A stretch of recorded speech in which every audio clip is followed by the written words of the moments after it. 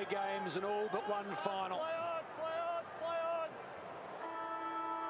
It's the underdogs. Undermanned. G'day and welcome back to the All Things Footy YouTube channel. And today we're going over the Doggies season of 2021 in what was a promising season, derailed very late, but they managed to pick it up again and made the big dance to no prevail, Liam. Yeah, for sure. It was a very impressive season by the Dogs, no doubt. Premiership favourites for many. And they did what they'll probably aim to do, go deep into the finals and compete for the flag, but unfortunately they didn't quite get there. But yeah, they've got promising signs for the next 2 to 3 years. No doubt they'll be up and around in late September. So yeah, very impressive season from the men in red, white and blue. And we'll get started with the best win of the season. Now, it was tossed up between a couple. Obviously, they had two very big wins in the early part of the season to North Melbourne on Good Friday and to St Kilda about 4 or 5 weeks later. But I ended up jumping on with their prelim final victory over Port, purely because A, it's a prelim and they're meant to be pretty close. Yeah. And B, they did it in very hostile territory that Port are known for, one of the hardest oppositions to play against. And they ended up going over there and derailing the power train. They kicked the first 6 goals and kicked away and won by 71 points in what was a classy display from the Dogs, which earned them the best win of the season. Very good. I've gone with the week before. I've gone with the semi-final, just in terms of the game in general. It came down to the last minute, I believe, where Vandermeer or someone kicked that point to put him ahead.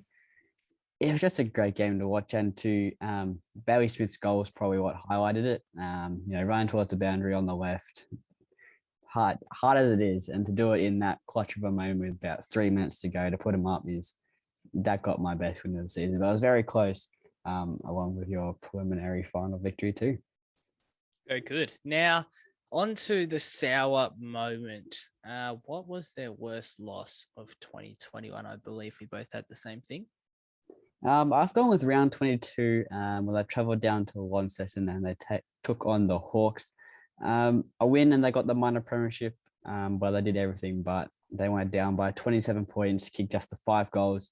To Hawthorn, who we all know is not the greatest of teams, and to put up that type of performance wasn't acceptable on the day from a team who was competing for the minor premiership. They scored under 50, and yeah, it was an absolute horror show that day for the Dogs. So that got my worst loss, and I believe you went the same. Yeah, I did. I tend to agree with pretty much everything you just said. It was a really appalling contest. They never looked in it. From about the 10-minute mark in the first, you could tell this looks like Hawthorn's day, and we expected them to come back. I think they kicked the first couple in the second half, but the Hawks held on. So, yeah, this was a real down point because the week before they'd lost to the Dons at Marvel, and we're like, oh, okay, the race is really on for first now. Yeah. And we thought they would smash the Hawks to say, we're a premiership chance, we're going to keep first spot, and they lost it. And then they lost to Port the next week. Yeah. And that's the And derailing, and they managed to pick it up. Credit to them. But it was not a great performance. Yeah, certainly not. We'll now turn into the best and fairest top 3, the Charlie Sutton Medal, I believe it is. I believe this was already held, but if it hadn't already, who did you have in your top 3? 3 was a bit of a toss-up. 2 and 1 was obvious and has been for many years. But number 3 was a bit of a toss-up with a couple, and I ended up going Josh Bruce. Obviously, he painfully for the Dogs fans did his ACL in the Dons match, the 3rd last of the season, but he still kicked the 48 goals from the 20 matches, which was he was first in the Coleman, I believe, when he Yeah, did it, I believe it was. or a Yeah, couple behind first, or something like yeah, that. yeah, He was well and truly up there, but yeah, ACLs are not a great injury to do, especially in not football. He'll practically miss most, if not all, of next season too. yeah, yeah, Come back around that round 15 mark of next season. But yeah, it was still a very good season when he did play, yeah, and he kicked the 10-goal haul against North. So credit's got to be given. Number yeah, 2, I had Jack McRae, the league disposals leader, if we're including finals. He almost had 34 a game, 116 fantasy, 7 clearances, and 465 meters gained per game. These are just stats of an elite midfielder. yeah, Some would question his impact a little bit, but I think he proved it in finals, in my yeah, opinion, at least. Maybe not so much the grand final, but the first 3 finals that were all elimination games for the Dogs. I think he proved that yeah. very well. Number 1 is the obvious one. Bont.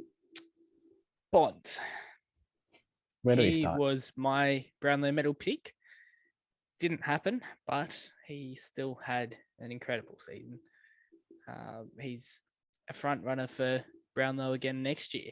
He had the 27 touches a game, 6 in 550s, 5.5 clearances, 1 snag a game, 5 tackles, 444 meters gained, second in the Brownlow, as I just said, with 33 votes.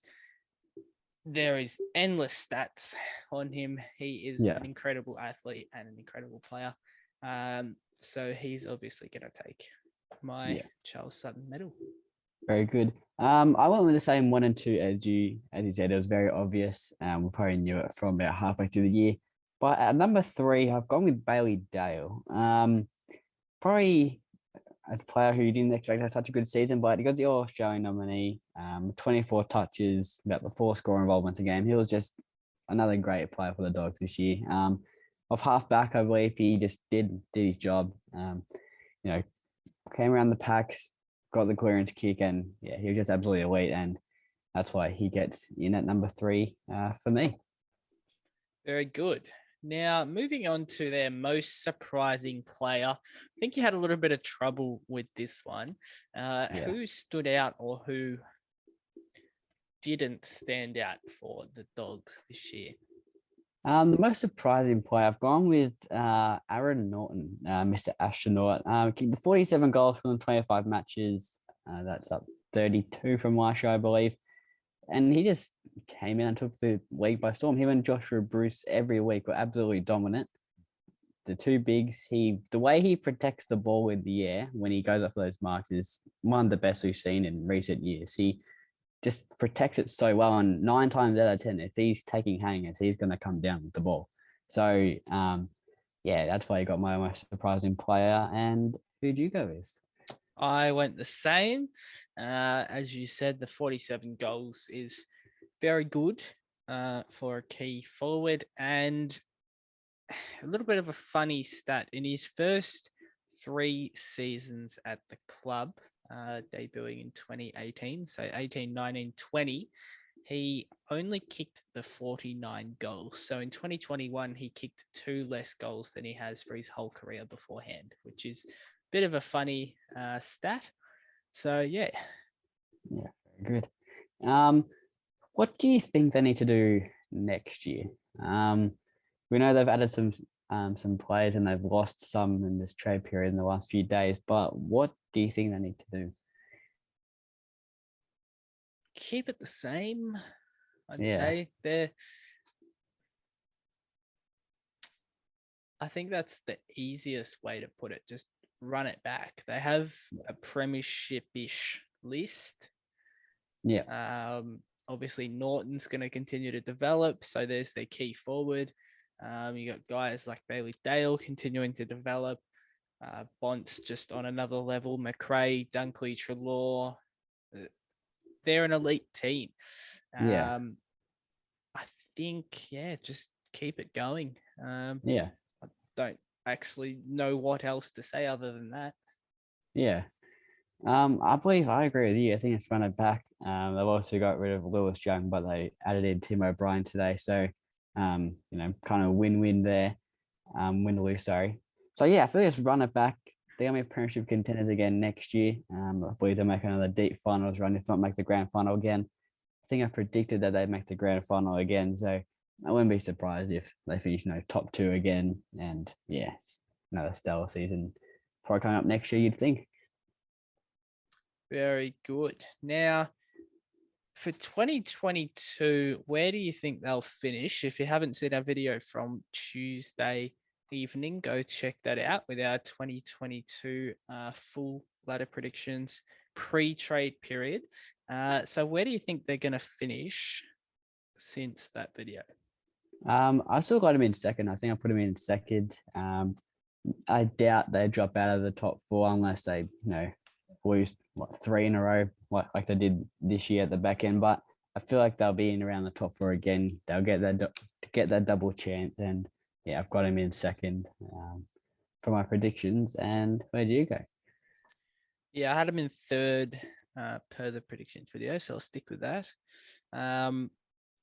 Yeah, I think there's a lot to work with, and there always has been on the Dogs list.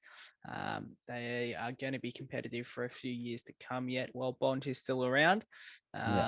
So hang on, Dogs fans. Success may come, but you have a lot of work to do going off their second half of the grand final. And the final little bit is the report grade. If it was a test, what would you put on the front for the Bulldogs 2021 season? For me, it was hard to go past an A+ in my eyes. Even though they did have a rough patch the last 3 weeks, but they picked up in the grand final. Bet the Dons down Launceston by 50, bet the Lions by a point in absolute thriller, and then came out and absolutely obliterated the Power. So 3 great games in 3 weeks, and to make the grand final for me had to be an A+. And yeah, it's hard to go past anything that. What did you go with? Yeah, I went with an A, and 1/4 of the way to an A+, the 1/4 being the only quarter that they played in the grand final. Had they played a full game, would have been an A+, but they didn't come out in the first, and they certainly did not come out after halftime. So the second quarter was the only game that only quarter that they played in the game, should I say. So A in 1/4 for me. Very good. And I think that wraps up the Western Bulldogs season review for 2021. Let us know down below where you would grade them, and we will see you on the next video. See ya.